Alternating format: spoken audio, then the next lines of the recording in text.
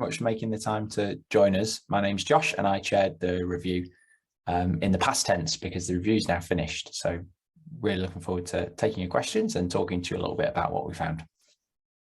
Thank you. Hi, I'm Jo. I worked in the review team alongside Josh and Judith, and I'll tell you a bit about what I did in our presentation shortly, and I'll just hand over to Judith. Hi everyone, thank you for inviting us along. My name is Judith Denton. I'm care experienced and I was on the Experts by Experience board. Thank you so much. Shelley, did you want to do a quick introduction on ANV? Thank you. So I realised I didn't actually introduce myself. So my name is Shelley. I am the participation coordinator at Core and Voice. So I support a national voice, which is the National Children in Care Council. So a national voice asks children, so just a bit about the review. So a national voice asks children in care councils and care leaver forums and participation groups what was important to them. And so we had over 300 responses from over 30 local authorities, and we gathered these views together to create a report which we shared with the review team. So we're going to share the video of the most important things to you. I believe, are we doing that now, Emma? Cool. And this is a compilation of the main points which ANV felt were important around the review.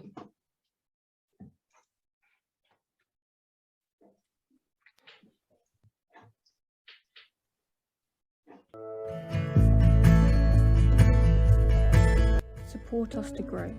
Good care is where you felt safe, supported and have fun. For some of you, being in care had been a positive experience and you wouldn't change anything about it.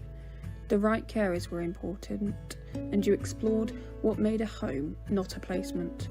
You talked about specific support you wanted to improve, including family time, mental health support, education, and preparation for independence. The best professionals for us. Good relationships with professionals is key to making your care experience good. Change has made it harder to develop trusting relationships, but people who listen and care are key. You felt they should have the right training, including on understanding what makes you, you. For example, LGBTQ+ belief and culture, mental health, and listening to young people. Services designed for us. Develop services that work for you, that you can understand, rather than the ones designed for and by adults. You felt the care system is designed to meet the needs of the adults, local authorities, government, and sometimes computer systems or processes. Areas of the care system that didn't work for you were not enough focus on building good relationships, not being able to do the same things as your friends, not being listened to, slow decisions and red tape, lack of information about decisions or your rights, poor language used, difficulty with complaints, and many cliff edges in support. The same support wherever we are. Provide a clearer and fairer system without a postcode lottery of care. Care often felt like a lottery where, if you were lucky and in care in the right area, you would get supported. You pointed out differences in what was offered to young people in the same local authority, which did not feel fair. We have created a report to share all your views with the care review team. We want to say a huge thank you to all the children and young people that have shared their thoughts, feelings and hopes for the future, as well as the great staff who have supported them to participate and have their voices heard.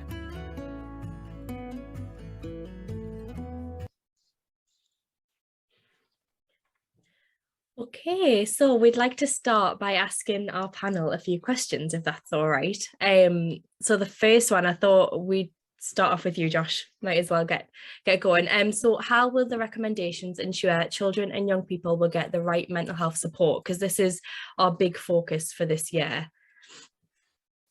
Yeah, sure. Sky, do you want us to do a quick presentation first? Oh, yes, sorry, go for it. I forgot about the presentation. That's okay, that's fine. I'll definitely answer your question, but I'll just hand over to Jo and Judith, who it won't take very long, but it just gives you a bit of background on the review. I was worried, Josh, you were going to give away all the stuff that was in the Right, I'm just going to share my screen. So you'll hear from me really briefly, first of all, and then I'm going to hand over to Judith to talk a bit about what it was like being sort of on the Expert by Experience board and how she's felt and reflected on it. And then Josh can tell you a bit about what the review has said and the recommendations. So let's see if I can make this work. I think things are a bit slow for me today, but it's just happening. Right, here you go. Is that working now? I can't. Oh, yeah, we got it. Great, brilliant. So I wanted to start by just sort of saying that we heard from a lot of different people. There is so over 2,000 people with lived experience, and we had lots of different ways that people could contribute to the review. We heard from lots of different groups as well, so it wasn't just children, young people or people with lived experience, it was also charities and academics. So lots of people had lots of things that they wanted to tell the review team. So we had over 2,000 written submissions, which is a lot to read through, but we had a great team who got through all that information. We also thought it was really important to speak to professionals because they have a different picture as well. So we spoke to over nearly 3,000 people who work within children's social care. So that would have been social workers, youth workers, the police, managers, residential care workers, foster carers. So we got really good breadth of information from people. And then we also had 3 different groups, and we had an Expert by Experience board. So that was people with lived experience who were able to talk to the review team, give us some challenge and give us some advice. And we had an evidence group and a design group as well, and they advised us on sort of research and planning. And what I wanted to tell you about that was that we had a lot of information that we based our recommendations on, and people with lived experience really made a difference and helped us understand how the things that people who are researchers told us, how it plays out in your lives. So these are the different ways that we heard from children and young people. So there in the middle there, you can see the front cover of the report that A National Voice did. We also had a series of online events which people over the age of 16 could attend, called Bridge the Gap. And that was attended by lots of different people and had, it was about 5 different sessions, and they came back to the review with lots of ideas about what could change, as well as sort of looking at some of the problems and some of the things that work. The review team itself visited lots of different locations across England and some in Scotland as well, where we spoke to children and young people as well as adults. People sent in their stories via email or through surveys. The online and in-person events were really meaningful for us to be able to meet people and listen to what they had to say to us. I had a few individual conversations and was able to speak to some young people with care experience who told me about the different people that had supported them in their lives and that had really made a difference. So that might have been a youth worker or a foster carer or just somebody in school who'd noticed them. I've also been to a few prisons and spoken to care experienced people in prison and found out some of the challenges that they are facing and what happened, what part of their story was before then. So we really made an effort to make sure we've heard from lots of different people in different situations. And this is a bit of sort of the technical side of my job. So as well as looking to speak to people and listen and gather information, I then had to make sure that the review team got to see that influence. So this is how we did it practically. So we made lots of notes when we met people and we read everything that was sent in to us as well.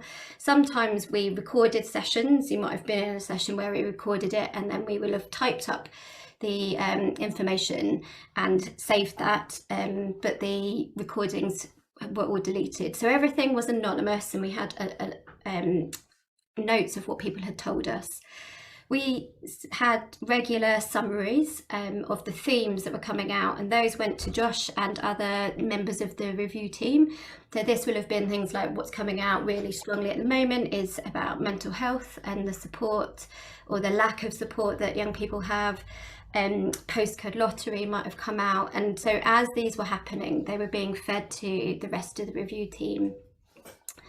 At key points, we produced overall summaries, and so there was the one in October, and then as the review team itself started making recommendations, there was a summary for each area that we used internally. These all had key points within them, and it was important to reflect that it's a collective voice, so it is everybody's sort of different ideas and views. So some people might have had a really good experience with their foster carers and other people might not have. So it's thinking about everybody collectively and pulling out those themes and then sharing them with the chapter leads and to then create those recommendations. So I just wanted to really reassure you that when we were listening to people and their stories, that those were being heard by the people that were doing the thinking in the team and creating those recommendations. I thought I'd link in with the QR code. I saw yours earlier, but if you haven't seen the report, this code will take you to our website. It's got the final report on it, which is a chunky read. There's the Children and Young People summary, which is less chunky, but there's also some really useful videos there that Josh has put together that you're welcome to watch too. So if you haven't had a chance to sort of look at the report, there's lots of things there that you can look at. And I'm going to stop sharing and hand over to Judith so that she can speak a bit about the Expert by Experience board. Hi, thanks, Joe. So the Experts by Experience board, as Joe said, was made up of people who had lived experience. So you had people who were care experience like myself, some people who were kinship carers, adopters and foster carers.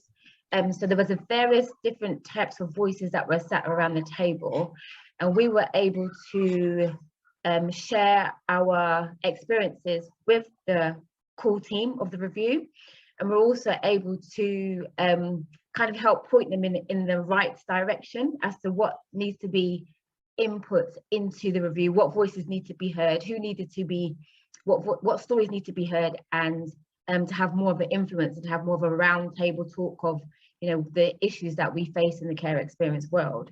It was really good to be sat amongst other people with lived experience, because I know sometimes in the care experience world we can feel like we're all on our own and we don't share to have the same stories. But then being sat around the table with other people who had experienced care like myself, it was good to see that, it was eye-opening, I should say, to see that all the issues that were happening in my world were happening across the nation. And then it was time for the review then to make a change so that what we'd gone through wouldn't have ever happened again. We hope won't happen again. So that was my experience of sat on the care review. Thanks, Judith. And I'm going to be really brief because I want to answer Sky's question. But the main things that we found, and I don't know if the slides have gone. I think they might have gone. So Joe's now. Would you like me to share them again? Yeah, if you can. The main, thanks, Joe.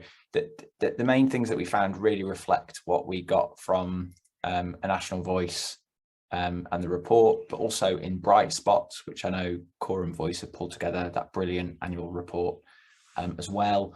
And it also chimed with all of the conversations we'd had that Joe just mentioned. So the big themes from what children and young people were telling us about their experience of care was that relationships really mattered to them, particularly with family, with friends and with professionals, and that sometimes care found ways of breaking or making more fragile some of those relationships that were already there, particularly with brothers and sisters.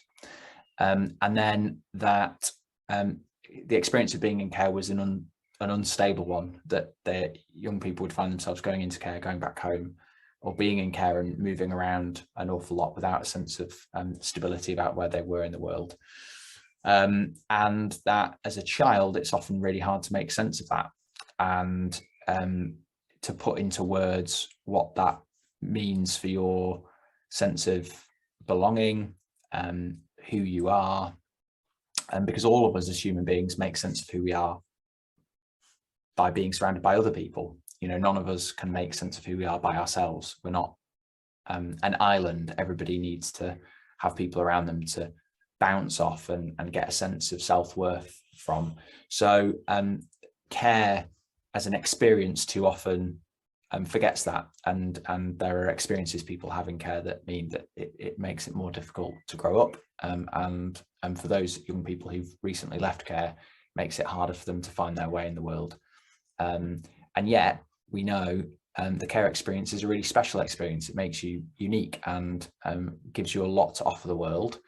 And we try to highlight that the care experience is a community that we should celebrate, that have got something really special to offer the world, and that whether it's being poets or artists or politicians or people that set up businesses, there is something really special there to be nurtured. So look, I'll stop there.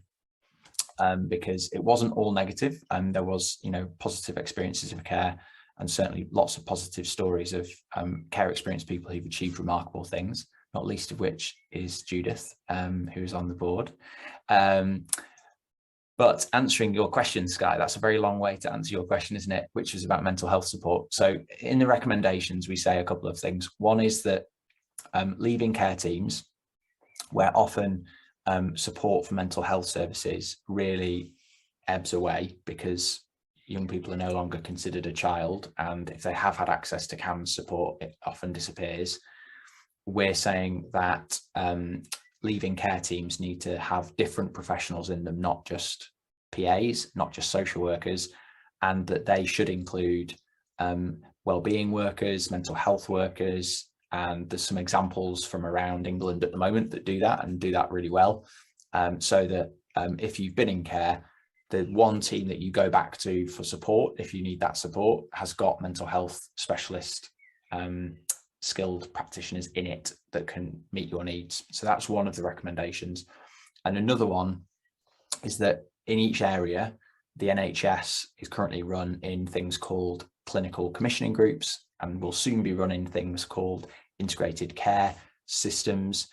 We're saying that in each area with local authorities, they need to come up with a plan for how they're going to meet the health needs of young people in care and families that have got children's social care involvement. So children who might be on a child protection plan and still living at home, and that they need to come up with that plan together and make it public and show progress that's made. So that's one of the other big areas which will have an impact on mental health services if it's done. Thank you so much. That was really good. The next one we have is actually about the relationships that you were just talking about. So we were just wondering, what help will there be to young people and children to see their friends and their siblings that they might have been separated from, or that, you know, contact where there's issues that have arrived? Yeah, so this is a theme in a way that touches on a lot of recommendations that we make. One of the big problems at the moment for children being moved really far away from where they've grown up and where they go to school and where their friends are and where their family are, is that we don't have the homes, the foster homes and the children's homes in the parts of the country that children need them to be in. And this is a really complicated problem. There's lots of different reasons why that's happened. But just saying it's complicated isn't good enough. So we're saying that we need to find a really urgent way of getting more foster carers into the system, so that where a child needs a home, it's there and it's going to be available as close to where they've grown up as possible, and that the carer can meet their needs and that they can stay at school and stay in those connected relationships. And that in the longer term, we have not local authorities doing that work of recruiting and training foster carers and planning and building children's homes and running them, but actually new regional bodies that are able to make sure that those homes are where they need to be. Because at the moment, 40% of children in care live out of area, which means that they do need to break those relationships that are really important to them, and school being a really, really crucial one. So whether it's children not being able to live with their brother and their sister, or needing to lose friendships that are really important to them, the care system is pushing children to live in places where house prices are cheap, or where there might be a foster carer available. And that's completely wrong-headed. It's trying to make children fit a system rather than the system fitting around what children need. So that's a big set of recommendations that we make.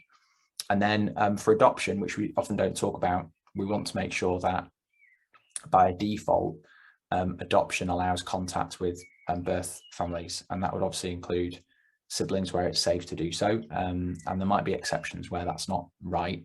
But what we do see is, particularly for teenagers who've been adopted, that a lot of their life story, their understanding of who they are, starts to unravel when they aren't able to find out who their dad is and who their mum was in their birth family.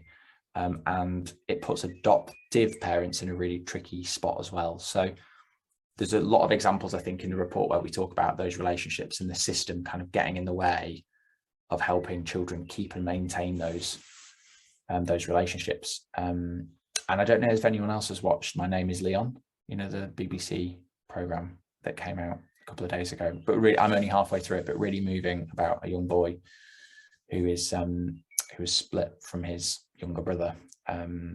His younger brother was adopted, and so, you know, these stories are unfortunately still happening in the system.